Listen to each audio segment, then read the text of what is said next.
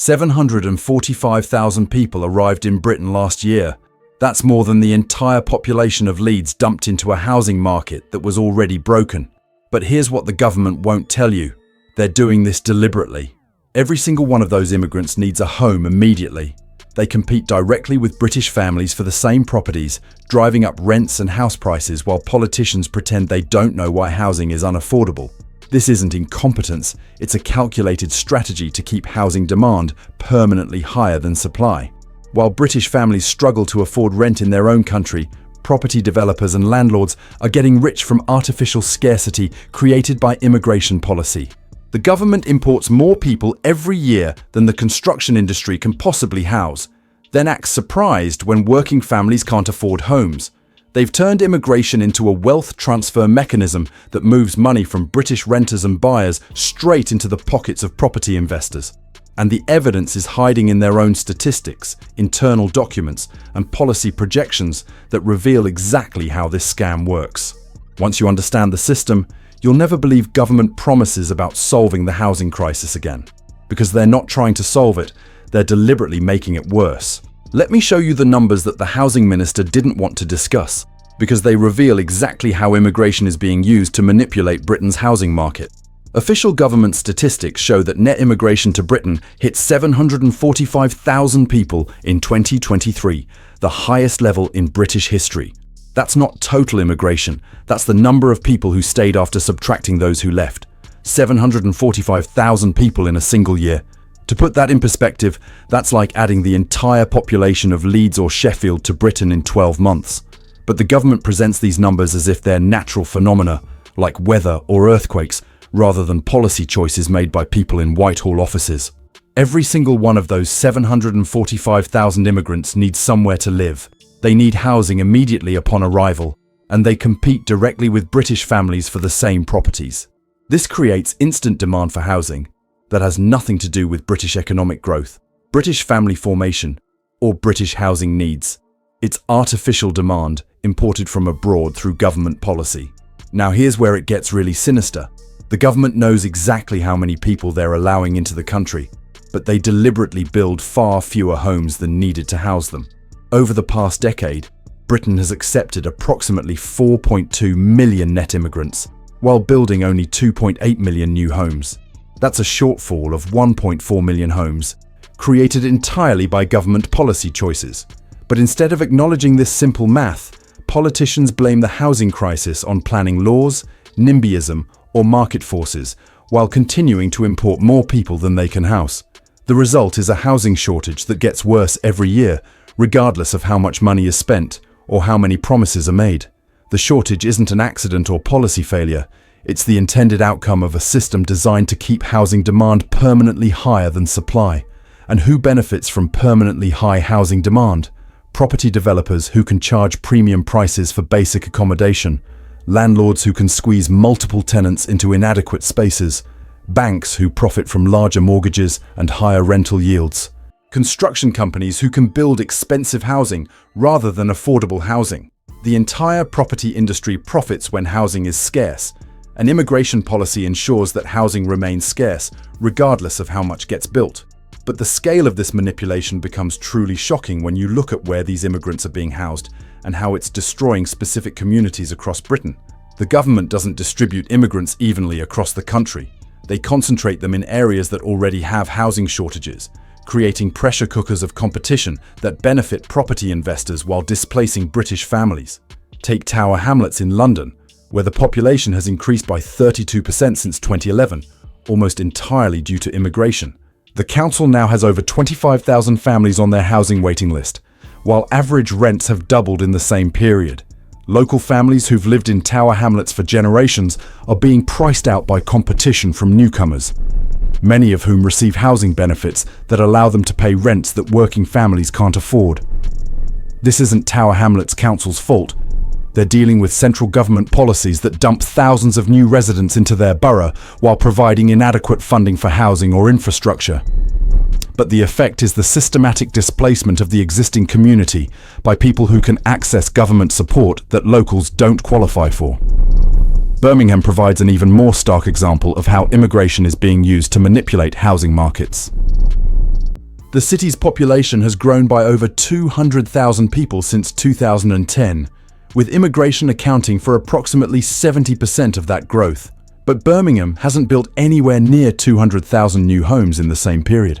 Instead, existing housing has been subdivided, converted, and overcrowded to accommodate the extra residents. The result is a housing market where families who've lived in Birmingham for generations compete against newcomers for shrinking housing stock. Properties that once housed single families are now subdivided into multiple units. Former commercial buildings are converted to residential use without adequate infrastructure. And property prices rise across the board because demand massively exceeds supply. Local Birmingham families see their neighborhoods transformed and their housing costs explode, while politicians promise solutions that never address the fundamental problem: too many people chasing too little housing. Manchester, Leicester, Bradford, and dozens of other cities tell similar stories. Immigration is concentrated in areas that lack the infrastructure to support population growth, creating artificial scarcity that drives up housing costs for everyone. But here's the crucial point: this isn't happening by accident. Government policies deliberately channel immigrants into specific areas while restricting housing construction through planning laws and environmental regulations. They create the shortage, then profit from the shortage, while blaming local communities for resisting development that would ease pressure they didn't create. The student visa system represents perhaps the most cynical manipulation of Britain's housing market, because it's designed to look like education policy while actually functioning as mass immigration policy that destroys housing affordability for young British people. In 2023, Britain issued over 600,000 student visas, the highest number in history. But here's what the government doesn't publicise. Most of these students aren't studying at Oxford or Cambridge. They're enrolled in private colleges offering dubious qualifications that function as backdoor immigration rather than genuine education. These private colleges have proliferated across Britain specifically to exploit the student visa system. They offer courses in subjects like business management or digital marketing that require minimal teaching resources but justify visa applications. Many students work full-time jobs while barely attending classes, using education as a legal pathway to British residence and employment. The impact on housing is devastating, because students compete directly with young British people for the same accommodations. In cities with major universities, student demand has driven up rents across entire neighbourhoods, pricing out British families and young professionals. A single house that might have housed a family is now divided into 5 or 6 student bedrooms, each paying premium rents supported by foreign money or government loans. Property developers have noticed this guaranteed demand and built thousands of purpose-built student accommodations. But instead of easing pressure on family housing, this creates additional demand for land and construction resources while providing housing that's only available to students. The result is less housing available to everyone else and higher costs across the board. Universities have become complicit in this system because international student fees are much higher than domestic fees. A British student might pay £9,000 per year, while an international student pays £25,000 per year for the same course. Universities actively recruit overseas students, not for educational reasons, but for financial reasons, creating artificial demand for both education and housing.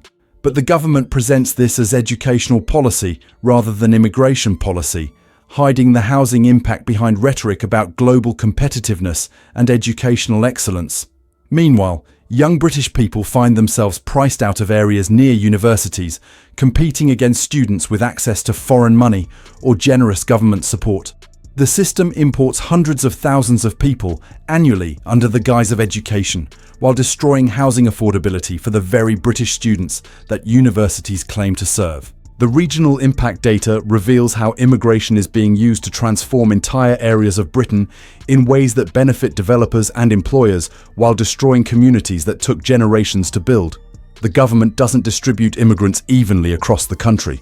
They concentrate them in specific areas based on economic and political calculations that have nothing to do with community capacity or housing availability.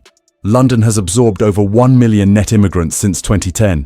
Transforming entire boroughs and pricing out families who've lived there for generations. But London's immigration isn't driven by housing availability, it's driven by economic opportunities created by previous immigration. Areas with large immigrant populations attract more immigrants through family networks, business connections, and cultural communities.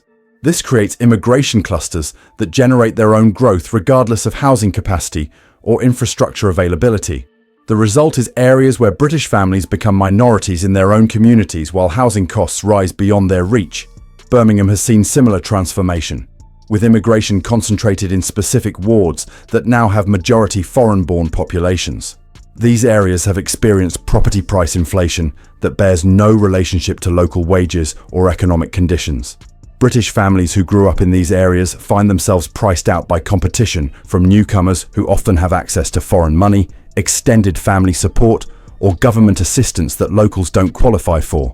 Manchester, Bradford, Leicester, and Luton tell similar stories of rapid demographic change driven by immigration policy rather than natural community development.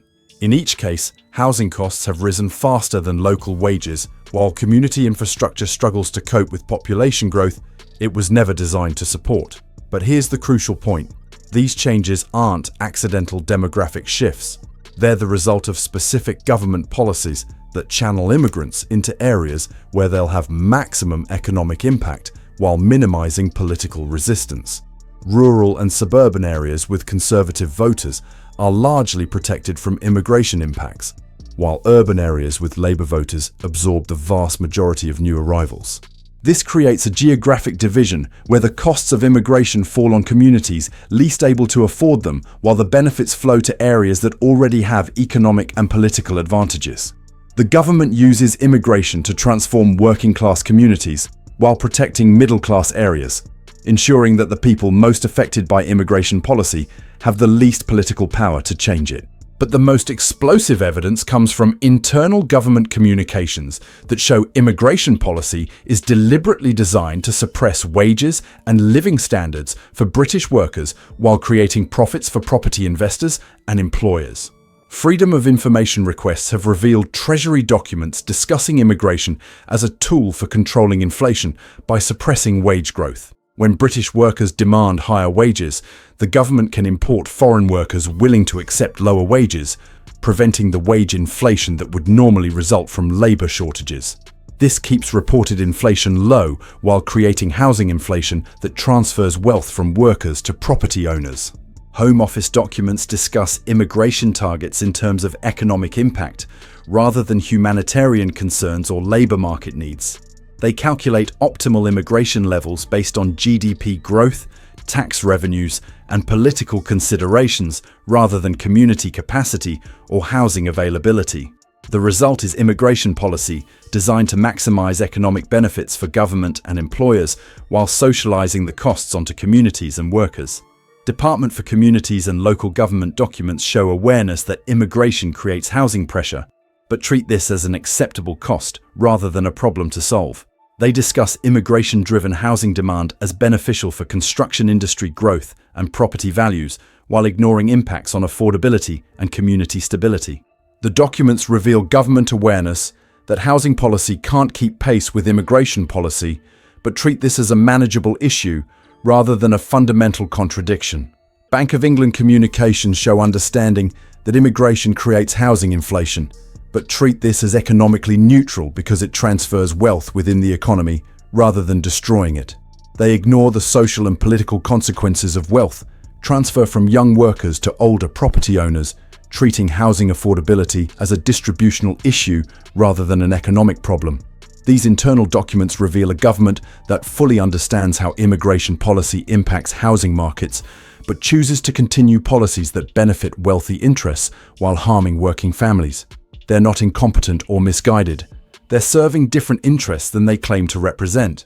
The construction industry data exposes how immigration policy is coordinated with building industry interests to ensure that housing supply never catches up with imported demand, guaranteeing permanent profits from artificial scarcity. Major construction companies employ thousands of immigrant workers, often on temporary visas that allow them to pay below-market wages for skilled trades. This undercuts British construction workers while ensuring that building costs remain high enough to justify expensive housing prices. The industry imports workers to build housing for other immigrants, creating circular demand that benefits employers while suppressing wages for British workers. Planning applications from major developers show how they factor immigration projections into their business models. They know that high immigration guarantees housing demand regardless of local economic conditions, allowing them to build expensive housing rather than affordable housing. They can charge premium prices for basic accommodation because imported demand creates competition that drives up prices across all market segments. But they focus construction resources on expensive developments rather than affordable developments because immigration policy guarantees demand at the top of the market, while social housing policy restricts supply at the bottom of the market. The result is a construction industry that profits from immigration-driven demand while contributing to immigration-driven housing shortages. Building societies and mortgage lenders have restructured their business models around immigration-driven demand, offering products specifically designed for immigrants while making mortgages less accessible to British workers. They provide mortgages based on overseas income, extended family support, and employment arrangements that British workers can't access. This allows immigrants to compete for housing with advantages that local workers don't have, driving up prices while excluding the people who built these communities. Insurance companies have developed products targeting immigrant communities while reducing coverage in areas with high immigration. They profit from new customers while managing risk by limiting exposure to rapidly changing neighborhoods. The result is insurance policy that makes housing more expensive for existing residents while providing services designed around newcomer needs. Estate agents have specialized in serving immigrant communities, developing expertise in visa requirements, overseas money transfers, and cultural preferences that allow them to extract premium commissions from immigration-driven transactions. They market properties specifically to immigrant communities rather than local families, creating parallel housing markets that exclude British workers from areas they once considered home. Here's the timeline for how this immigration housing manipulation system is about to collapse and create opportunities for British families, but only if you understand what's really happening and position yourself accordingly. The current system is unsustainable because it depends on continuous immigration growth to maintain artificial demand, but political and economic pressures are making this impossible to continue. Brexit was supposed to reduce immigration, but it actually made the system worse by replacing European immigration that was somewhat responsive to market conditions with non-European immigration that's entirely controlled by government policy. European immigrants often returned home during economic downturns, creating natural demand adjustments. Non-European immigrants rarely return home, creating permanent demand increases regardless of economic conditions. This makes the housing market more volatile and less responsive to British economic cycles. The visa system has become so obviously exploitative that it's creating political pressure for reform, even from immigration supporters. Student visas are being used for employment rather than education. Work visas are suppressing wages rather than filling labour shortages. And asylum claims are being used for economic migration rather than humanitarian protection. As these abuses become impossible to ignore, political pressure will force policy changes that reduce immigration numbers and housing demand. Economic pressures are also making the current system unsustainable. High immigration requires massive government spending on housing, healthcare, education, and infrastructure that the Treasury can't afford during a fiscal crisis. Local councils are going bankrupt, trying to provide services for populations they weren't funded to support. The NHS is collapsing under demand that exceeds its capacity regardless of funding levels. These economic pressures will force immigration reductions as the cost of supporting new arrivals exceeds their economic contributions. But here's the crucial timeline. Immigration policy changes slowly because it involves legal processes, international agreements, and bureaucratic procedures that take years to implement. Housing markets react quickly to demand changes, meaning that even small reductions in immigration can create rapid price adjustments in areas with artificial scarcity. The smart money is already preparing for this adjustment by avoiding areas with immigration-inflated prices and focusing on areas with genuine economic fundamentals. Over the next 2 years, expect immigration numbers to fall due to political pressure and economic constraints. Student visa abuses will be restricted, work visa requirements will be tightened, and asylum processing will be accelerated to reduce the population requiring government support. These changes will reduce housing demand in areas that have been artificially inflated by immigration policy. By 2026 to 2027, areas with immigration-inflated housing costs will experience significant price corrections as artificial demand disappears. This creates opportunities for British families to buy housing at more reasonable prices, but also risks for anyone who bought during the artificial boom thinking prices would continue rising indefinitely.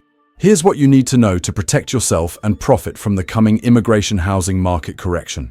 If you're currently renting in an area with high immigration and rising rents, understand that this is artificial scarcity created by government policy rather than natural market conditions. Immigration policy will change, and when it does, rental demand in these areas will fall rapidly. Don't make long-term commitments like expensive lease agreements or moving costs based on current market conditions that aren't sustainable. If you're considering buying property, avoid areas where prices have been inflated by immigration demand rather than local economic fundamentals. Look for properties in areas with diversified economies, good transport links, and reasonable price-to-income ratios based on local wages rather than imported demand. The areas with the biggest immigration-driven price bubbles will see the largest corrections when immigration policy changes. If you're a property investor, focus on areas that serve essential British workers rather than immigrant communities. Healthcare workers, teachers, police officers, and skilled trades will always need housing near their workplaces, regardless of immigration policy. Avoid areas where property values depend on continued high immigration or specific visa policies that could change. If you're a construction worker or in related trades, understand that immigration has been suppressing your wages by importing workers willing to accept poverty pay. As immigration policy tightens, demand for British workers will increase and wages will rise to market levels. Position yourself for this opportunity by maintaining skills and avoiding work arrangements that depend on immigrant labour undercutting your rates. If you're a young British person considering university or career choices, understand that immigration policy has been designed to benefit older property owners and employers at your expense. Choose education and career paths that can't be undercut by imported workers. Focus on skills that require local knowledge and community connections, and avoid debt-funded education that prepares you for careers that face immigration competition. Most importantly, understand that this system was created by political choices and can be changed by political pressure. The housing crisis isn't a natural disaster or inevitable economic law. It's the result of specific policies that import more people than can be housed in order to benefit property investors and employers. These policies can be changed if enough British families understand what's happening and demand politicians who serve British interests rather than immigrant interests and property investor interests. The bigger picture reveals how immigration policy has been used as a tool to fundamentally transform British society in ways that most people don't understand or consent to. This isn't about individual immigrants, who are mostly just trying to improve their lives within systems created by politicians. This is about how those politicians have used immigration to transfer wealth from British workers to property owners while transforming communities to benefit employers and developers rather than existing residents. Over the past 25 years, immigration has been the primary driver of population growth, housing demand, and community change across Britain. Without immigration, Britain's population would have been stable or declining, housing would be more affordable, wages would be higher, and communities would have developed according to local needs rather than global economic pressures. This represents one of the most significant social and economic changes in British history, implemented without democratic consent and hidden behind humanitarian rhetoric and economic theories that don't match reality. The people who designed this system understood exactly what they were doing. They created artificial scarcity in housing while importing demand that could never be satisfied by housing supply. They suppressed wages by importing workers while creating asset price inflation that benefited property owners. They transformed communities while claiming to celebrate diversity and inclusiveness. The result is a Britain where young people can't afford housing, workers can't afford to live near their jobs, and communities have been changed beyond recognition by policies designed to benefit people who already have wealth and power. But this system is collapsing under its own contradictions, and the collapse creates opportunities for British families who understand what's happening and position themselves accordingly. The same policies that created artificial scarcity can be reversed to create genuine affordability, but only if enough people understand how the system really works and demand changes that serve British interests rather than global economic interests. The housing crisis isn't permanent, it's political, and political problems have political solutions. The question is whether British families will understand what's been done to them and demand change, or whether they'll continue accepting explanations that blame market forces for problems created by government policy. Your housing future depends on understanding this system and the choices you make based on that understanding.